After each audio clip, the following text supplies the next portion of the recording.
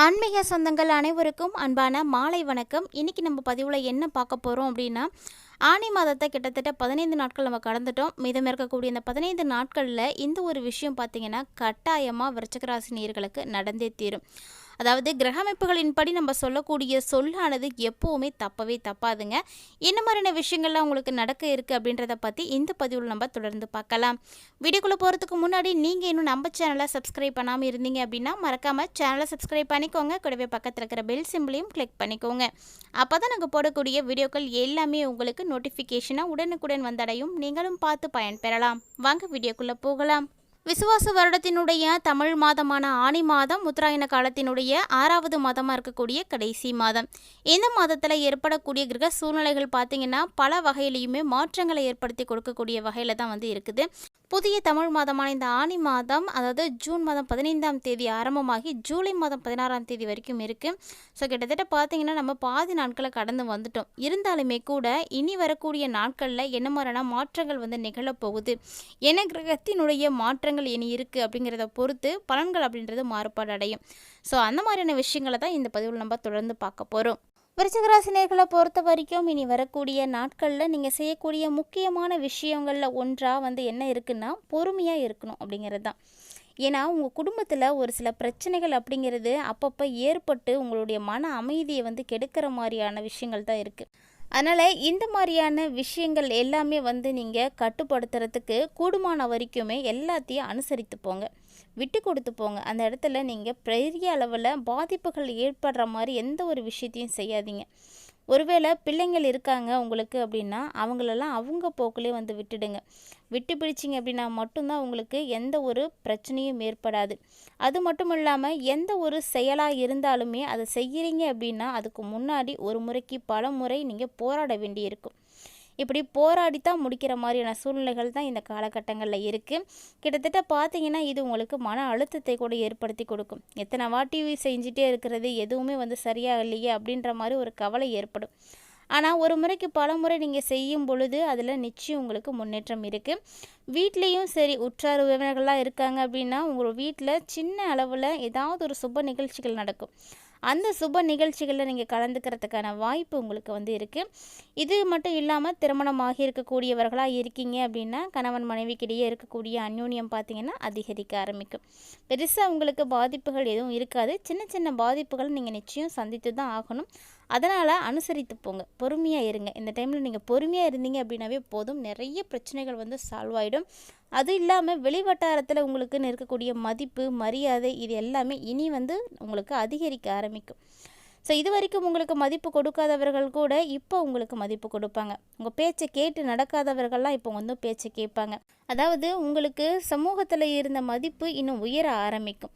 அதுவும் பொது காரியத்தில் இருக்கக்கூடியவர்களுக்கெல்லாம் இப்போ தான் பொறுப்புகளே அதிகரிக்க ஆரம்பிக்கும். அது மூலமாக உங்களுக்கு மரியாதையும் கிடைக்கும். அரசாங்க விவகாரங்கள் உங்களுக்கு கண்டிப்பாக அலைச்சலை தான் தரும். அதனால் முடிஞ்ச அளவுக்கு இந்த அரசாங்க விவகாரங்களை எல்லாம் இந்த டைமில் நீங்கள் செய்யாதே இருங்க. பின்னாடி பார்த்துக்கலாம் அப்படின்னு எடுத்து வச்சுடுங்க. ஒருவேளை இந்த டைமில் தான் நீங்கள் செய்தாகணும் அப்படின்ற ஒரு கட்டாயம் இருக்குது, ஒரு சூழ்நிலை உருவாகுது அப்படின்னா அதற்குரிய அலைச்சல் நிச்சயம் இருக்கும். அதை நீங்கள் ஏற்றுக்கிட்டு தான் ஆகணும். அலையாமல் உங்களுக்கு எதுவுமே கிடைக்காது.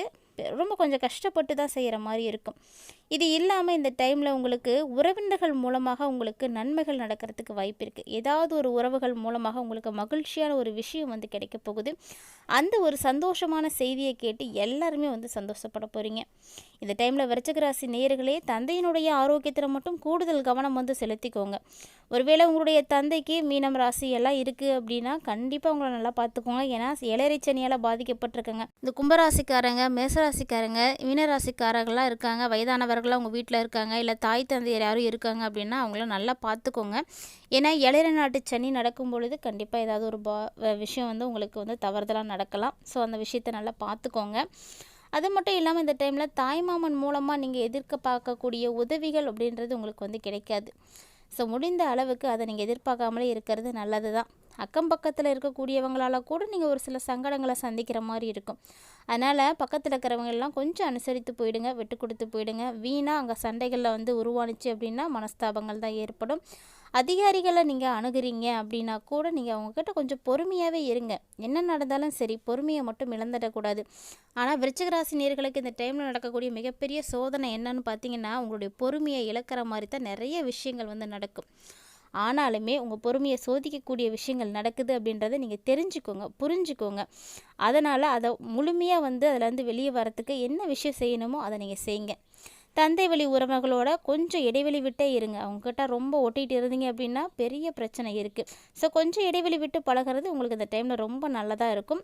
நண்பர்களுக்காக நீங்கள் ஒரு சில விஷயங்கள் செலவு செய்ய வேண்டி இருக்கும் இருந்தாலும், ஆனால் அது உங்களுக்கு மகிழ்ச்சியை தான் கொடுக்கும்.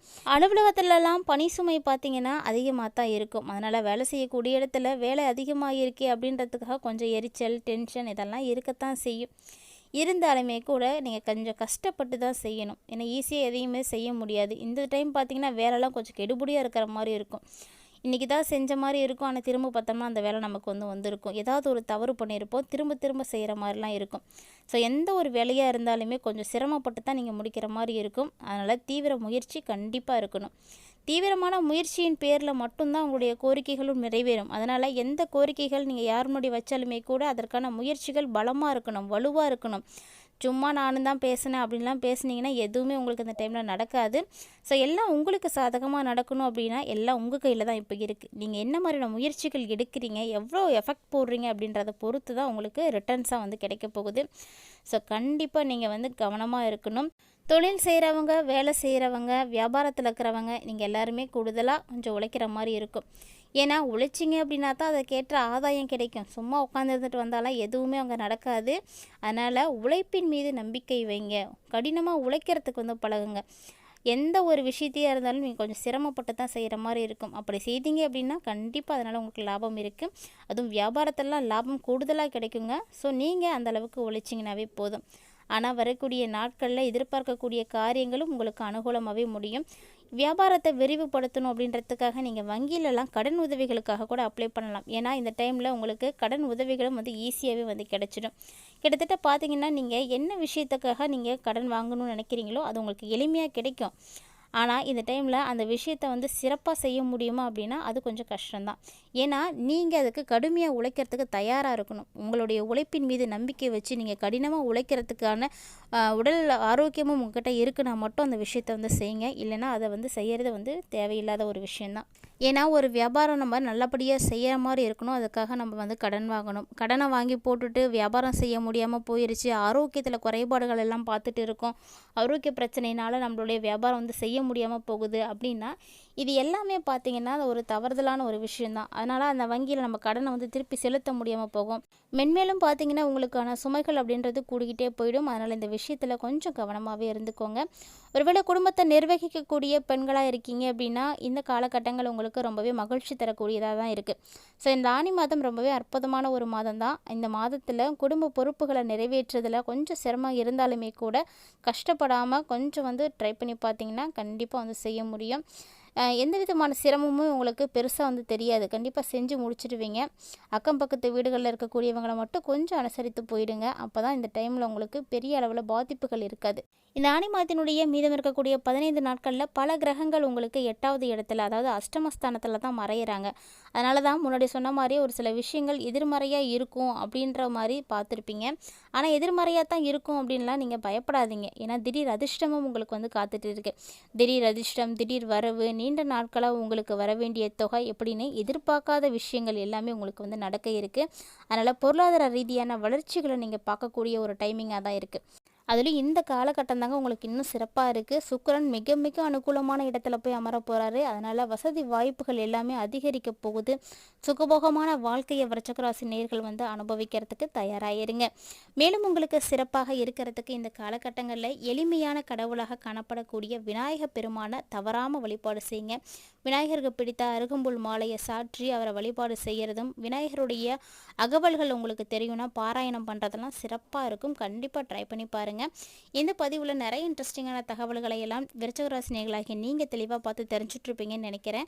வீடியோ உங்களுக்கு பிடிச்சிருக்கு அப்படின்னா லைக் பண்ணுங்கள், ஷேர் பண்ணுங்கள், மறக்காமல் கமெண்ட் பண்ணுங்கள். மேலும் இது போல் பல இன்ட்ரெஸ்டிங்கான தகவல்களை எல்லாம் நீங்கள் தொடர்ந்து பார்த்து தெரிஞ்சுக்கிறதுக்காக நம்ம சேனலை சப்ஸ்கிரைப் பண்ணிவிட்டு ஃபாலோ பண்ணிக்கோங்க. கூடவே ஆன்மீக ரீதியாக நம்மளுடைய சேனலில் கொடுக்கப்படக்கூடிய பரிகாரங்களும் ரொம்ப ரொம்ப எளிமையான ஒரு பரிகாரங்கள் தான். அதையும் மிஸ் பண்ணாமல் வந்து செய்து பாருங்கள். விநாயகனுடைய சிறப்பான வழிகாட்டலின்படி விருச்சிக ராசி நேயர்களுக்கு இந்த டைம் சிறப்பாகவே இருக்குது. கண்டிப்பாக வந்து யூஸ் பண்ணிக்கோங்க. இன்னும் மற்றொரு சுவாரஸ்யமான ஆன்மீக தலைப்பில் சந்திக்கலாம்.